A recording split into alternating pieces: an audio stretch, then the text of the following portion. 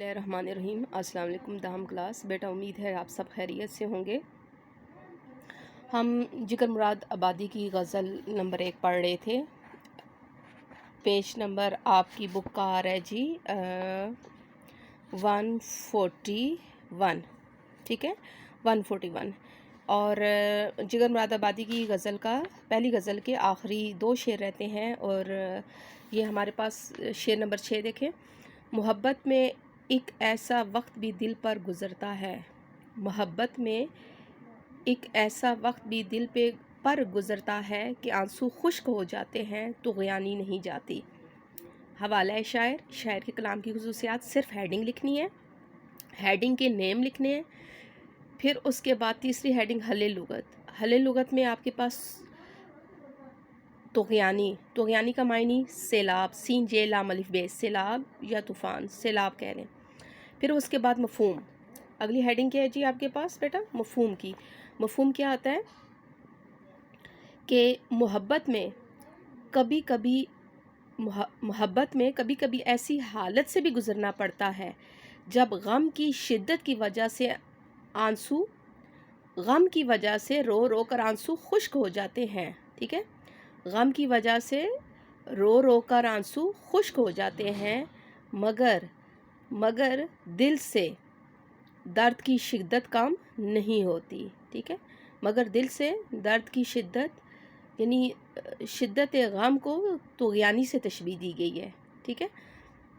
मुजाजी मायने यहाँ पे मुराद लिए गए हैं। दर्द की शिद्दत में कमी नहीं होती।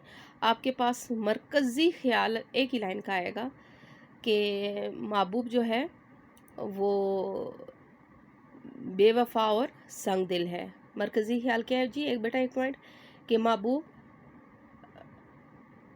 बेवफा और संग दिल है। मरकज़ी ख्याल के बाद बेटा आपकी तशरीह की हेडिंग है। तशरीह में भी इस शेर में भी शायर जो हैं मोहब्बत में आने वाली मुश्किलात, मसाइब, गमों का ज़िक्र करते हैं कि जब एक आशिक इश्क में गिरफ़्तार होता है, महबूब से मोहब्बत का दावा करता है, तो सिर्फ़ आंसू ही बहाता है, रोना धोना उसका काम होता है। उर्दू अदब के महबूब की ये रवायत है कि वो बेवफा होता है, बेरुखी से पेश आता है, बेरग़बती का सलूक करता है महबूब के साथ। और महबूब बेरग़बती का सलूक करता है आशिक के साथ, और आशिक यूँ उसका रात दिन आंसू बहाने में ही गुज़र जाता है। जो इश्क की वादी है ये पुरखार है, पुरख़तर है, ये आसान नहीं है। एक आशिक को रास्ते रास्ते पर बहुत सी मुश्किलात और मसाइब का सामना करना पड़ता है। बक़ौल शायर, ये इश्क नहीं आसान बस इतना समझ लीजिए, ये इश्क नहीं आसान बस इतना समझ लीजिए, एक आग का दरिया है और डूब के जाना है। तो यहाँ पर शायर ये बताते हैं कि मोहब्बत में कभी कभार आशिक पर गमों के पहाड़ टूट पड़ते हैं। गमों पर हमेशा उसकी आंखों में से महबूब की बेरुखी की वजह से, बेवफाई की वजह से आंसू बहते रहते हैं। बेटा आपने ये शेर पढ़ा था 9th में।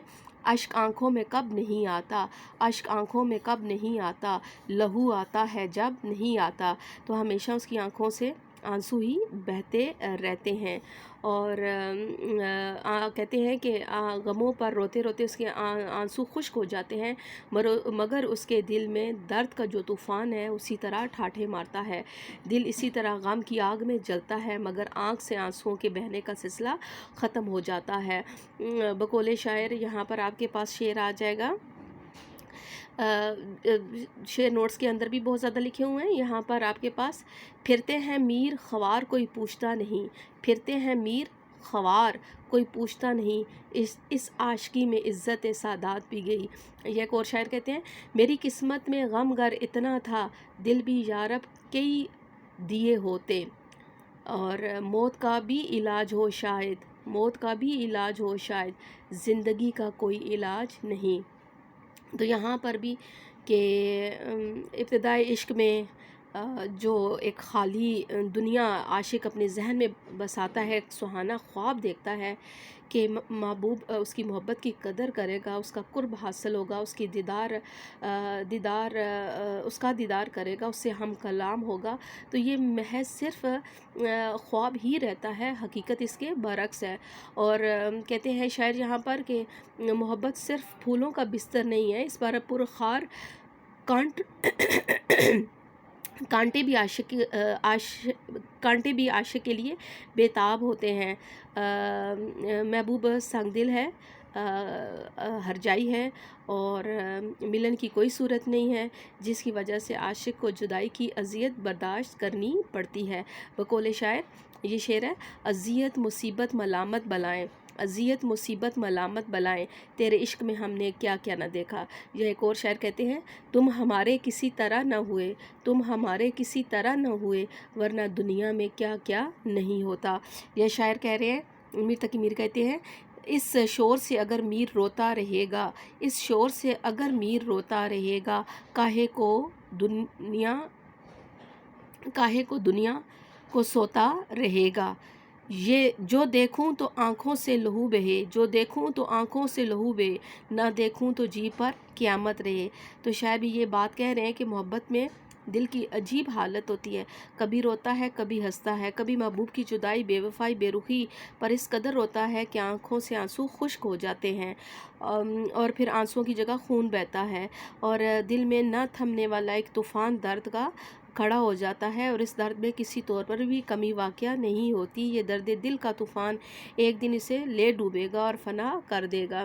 بقول شاعر آپ کے پاس یہ شعر ہے: وہ ایک درد بنا زندگی کا سرمایہ، وہ ایک درد بنا زندگی کا سرمایہ، جسے پرو نہ سکے آنسوؤں کے تار میں ہم، جسے پرو نہ سکے آنسوؤں کے تار میں ہم۔